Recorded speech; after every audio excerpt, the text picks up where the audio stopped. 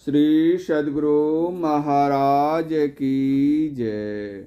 संत सद्गुरु महर्षि मेही परमहंस जी महाराज की शिक्षाप्रद कहानियाँ। श्रुत लेखक महर्षि संत सेवी परमहंस जी महाराज।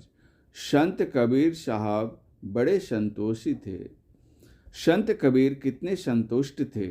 साईं इतना दीजिए जा में कुटुंब समाए, मैं भी भूखा ना रहूं साधु न भूखा जाए। ये ऐसा ही करके दिखलाते थे। पता नहीं ये किनके बालक थे। काशी के लहर ताड़ा तालाब के किनारे नीरू नामक जुलाहे ने इन्हें पाया था। उसकी पत्नी का नाम नीमा था। नीरू ने अपनी पत्नी को बच्चा दे दिया। नीमा ने अच्छी तरह उसका पालन पोषण किया। जब बच्चा बड़ा हुआ तब उसका नाम रखने के लिए फ़कीर बुलाए गए। फ़कीर ने कबीर बड़ा नाम रखा। बचपन से ही संत कबीर बड़े ज्ञानी थे। मुसलमान के यहाँ पाले गए थे, फिर भी संस्कार हिंदू का था।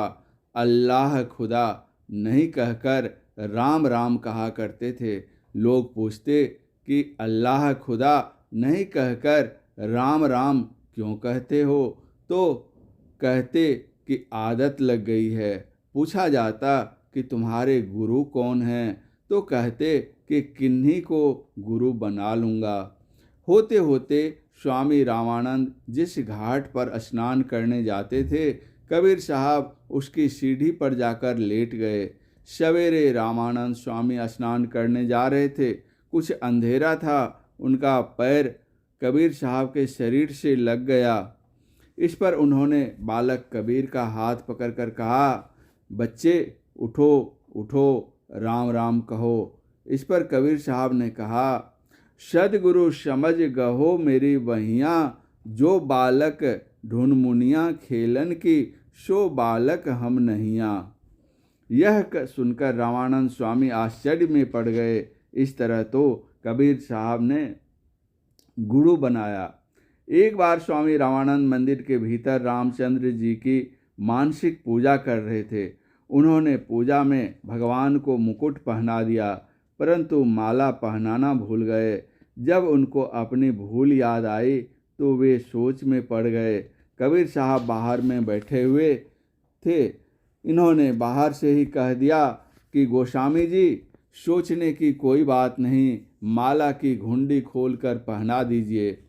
कबीर साहब संतोषी थे। कहा गया है कि संतोष परमो लाभः एक पुस्तक है, कबीर कसौटी।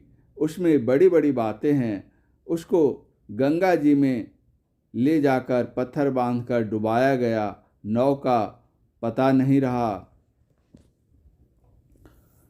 वह अकेली ही उल्टी धारा पर बहती हुई आ गई। इस बात की गवाही संत दरिया साहब बिहारी की वाणी देती है।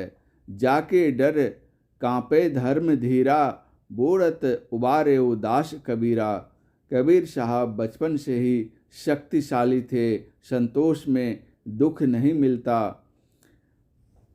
जहाँ संतोष नहीं है वहाँ हैरानी ही हैरानी है। संतोष रखिए, यह बड़ी बात है। कबीर साहब की खास तरह की कब्र मगहर में है। काशी में जिस जगह कबीर साहब रहते थे वहाँ कबीर चौड़ा नाम का मोहल्ला है। मेरे कहने का खास मतलब है कि मनुष्य को संतोषी होना चाहिए। चाहिए कि अपने लिए कुछ रखे और भजन करे। भजन का संस्कार किसी जन्म में नहीं छोड़ता। एक जन्म में जो संस्कार हो जाता है वह दूसरे जन्म में उदित होता है। सहोदर भाई होने से क्या होगा, संस्कार अलग अलग अलग होता है। महर्षि में ही दिनचर्या उपदेश। श्री सद्गुरु महाराज की जय।